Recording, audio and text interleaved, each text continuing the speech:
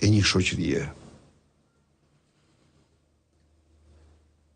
E vërteta që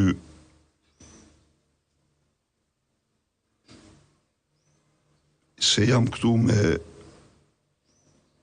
me njerëz që kanë të gjithë memorien e të shkuarës. Hiperkolektivizmi jo vetëm që privoj njerëzit nga prona dhe kolektivizmi, por për fatin më të keq tek një pjesë e madhe e shoqërisë e fshiu dhe konceptin. Po fshirja e konceptit, një lloj si të fshiu besimin tek Zoti, duhet ta pranojmë, u krijuan ateistët. U krijuan në diktaturë, u krijuan ateistët që edhe sot janë një pjesë, po. Pra, ky krijimi i kësaj psikologjie bëri që Partia Demokratike që në hapat e parë të kishte hapat kufizuara, të pa drejta në raport me të drejtën e pronës, sepse drejta e pronës nuk kishte pse të njihej jo kaq, aq e tjerë. Ajo është një, nuk është shumë thjesht këtë që u tregova. Do t'ja u tregoj një histori, kam treguar edhe një herë tjetër. Në vitin 91 po shkoja në një balle. Edhe unë ndalem unë aty në një pruat thellë. I them atyre për të shkojmë të kjo shtëpi, ishte një shtëpi në shpat aty. Shkojmë aty na pretizot i shtëpisë. E pyes i them, Zef i them, si e nda tokën a pa sherrë? Jo, Sali tha, çfarë sherrri? Asnjë sherr. Po pse i thash unë s'pat? Po se cili tha, tokën e vet. Ku e dini? Po i kishim ato, i kishim gurta. Gurtë si kishim lvizur. Dhe ja e tregova këtë histori, se ku ishte, ata ishin të varfër, por të hekur të kishin konceptin e pronës. E kishin të hekur të konceptin, dhe im tha, jo më tha, për 10 ditë ndam në tokë, tha, s'kishim asnjë problem të tha, asnjë gjë fare.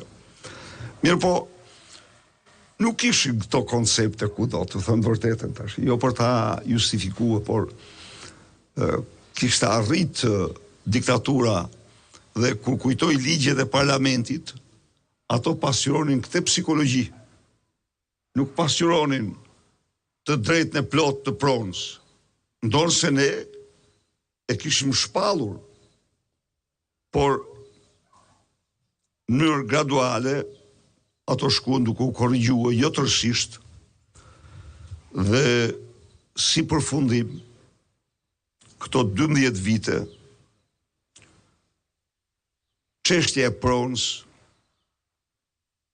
mbeti jo vetëm nuk u zgjidh, por do t'u them ju të vërtetën, sot janë ligje të vitit 1946. Është gjë e pabesueshme. Me krijimin e agjencisë, si që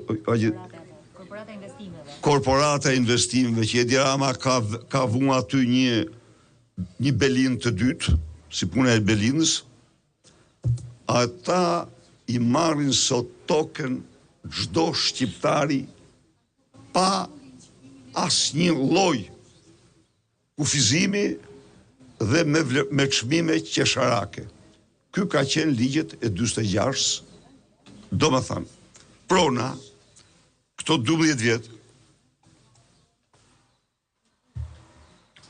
janë evaduar, janë zgjidhur gjithsej 800 dosje, nga 22.000 apo më shumë dosje që janë, dhe tani me korporatën e investimeve që shpallet pronare, ajo një agjensi që është e pa bazuar në kushtetut në ligj nazian vetëm vullnetin për të vjedhur toka, shpallet tani pronare e tokave dhe pronave të shtetit shqiptar. Dhe për ta nuk njihet asnjë kufizim, është tokë e privatit, apo e shtetit, apo e cilit do. Pra, është krijuar një rrezik i ri, ose merr këtë iniciativë se ku shpalli pakete e maleve. Pakete e maleve është t'ja marrësh tokën tjerëve. Si mund t'ja marrësh tokën tjerëve ti? Pra, Edi Rama, jo që nuk po e zgjidh këtë, por në themel po shkatron, me themel po shkatron të drejtën e pronës. Një anë i ka dhënë agjencisë autoritet të plot mbi pronat, që nuk ndodh kund në botë një agjenci të ketë. Dhe tani, nga ana tjetër, për ato që tani të tjerat, i thot, plaçkitja u dhe këtyre tjerve, ato e në pyje, janë kullota, janë troje, janë po. Me një fjalë, prona është në një rrezik madhor. Prona e vërteta është një rrezik absolut madhor. Çfarë u premtoj unë ju? S'pani në mënyrë absolute asnjë vendim të kësaj agjencie nuk do ta njohim. Dhe unë paralajmëroj shqiptarët, mos bën bashkautor në krimin e përvetësimit të pronave të tjerëve. Se Partia Demokratike nuk do ta pranoj, qeveria e saj nuk do ta pranoj kurrë një gjë të tillë. Kurrë.